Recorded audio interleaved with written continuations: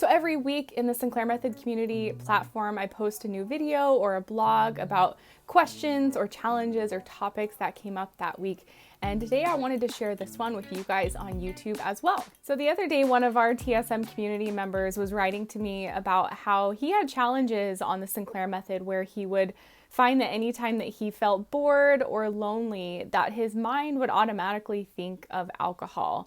And he realized it's because that was a habit he had created. So I wanted to talk about this a little bit today. I'm so glad he brought it up because it is such a common challenge on TSM where, we have so many triggers to drink. It could be if we're feeling bored or sad or lonely or happy or excited or stressed or depressed. All of these different things can wind up being triggers for us to want to drink because we've kind of conditioned ourselves in some way to have alcohol be our conditioned response to all of these different things, because alcohol is such a quick fix. It immediately changes your state of mind and your thoughts and your emotions. And so when something is that powerful, like alcohol is, it kind of giving that quick endorphin rush and that quick state change in our mind and our emotions and all of that.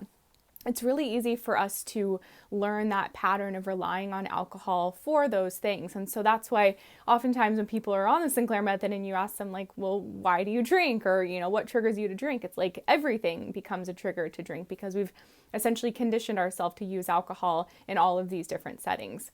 And the same thing is true when it comes to boredom or loneliness or things like that. And I think that can be a tricky one because if we're so used to relying on alcohol when we feel bored or any other emotion, the only way to stop that pattern is by interrupting it, first of all, with conscious awareness. And then second of all is to do something else. And this is true for breaking any habit on the Sinclair Method. But what can be tricky with, the experience of boredom is that it is just kind of this uncomfortable emotion. And if we don't really have a toolbox of other resources of things that we can do, it's so easy to fall back on alcohol because it's our old reliable friend. We know what it's going to do for us. We know that it's going to make us not bored anymore. So this is where, and the gentleman who wrote to me, he said that he would always have a list of things that he could do when he felt boredom or loneliness come up, so that when his mind was, going to alcohol because he felt boredom, the boredom was a trigger. His mind was thinking, oh, alcohol is a great thing for us to use when we feel bored. But instead what he was doing is when he was noticing that his mind was doing that out of habit, he would refer to his list of things that he liked to do and would try other things. And I think that's such an important thing for us to do on TSM is to, have that list of other activities that we can do that don't involve drinking. Because even when we're on the Sinclair Method for a while and we're starting to lose the craving and the urges to drink, the habit can still be very ingrained in our brain and take time to unwind.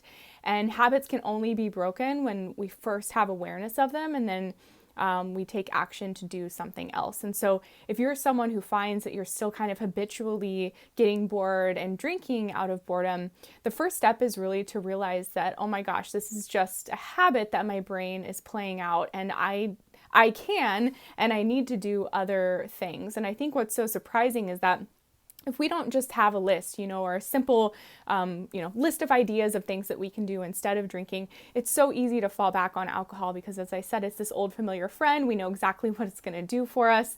It takes a little extra effort to try something else. Maybe it's not going to give us that quick fix that we're used to getting from alcohol. We're always used to that instant gratification that alcohol gives us. It does take a little bit of discomfort and discipline and consistency to really shift our habits to other things. And so as we're changing our relationship with alcohol, what we're really doing, and I made a video about this a few weeks ago, is learning to practice more delayed gratification. Because as I said, when something is giving us that rush of endorphins, like immediately, like alcohol is, it's really easy for us to prefer that as the number one thing to use as a tool for all of these different triggers.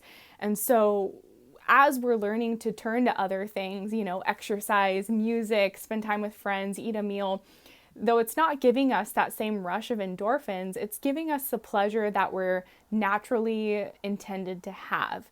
And so we have to kind of break that habit of always having that instant gratification mindset of, I need a quick fix and I need it now. Because that's what alcohol has always done for us. And that's honestly what drives addiction toward anything, is because it's giving us that super pleasurable experience instantly. And so we need to develop our coping muscle, so to speak, and learn to prefer delayed gratification over that instant gratification. And it's a process that takes time. And I think, as this gentleman did, starting with a list of all of the different things that you can do when you're feeling bored. And keeping it really simple. Don't make it be this whole big thing that you've got to go out and buy a bunch of equipment for a new hobby or whatever. Certainly you can do that if you want to, but I think starting really small, and then in that moment when you're faced with that urge to drink because you're feeling bored, that's that decision where you're kind of at that fork in the road. And if you choose to drink, that habit or pattern will continue to perpetuate. But the moment you make that tiny little decision to do something else, that's where you go down a whole new trajectory on your TSM journey and where things really begin to change. It's in those tiny little decisions that we make every single day that really allow us to see significant change on TSM. So next time, you're faced with a trigger to drink and, you're realizing it could potentially be a habit, whether it's boredom causing the trigger, stress, sadness, happiness, you name it.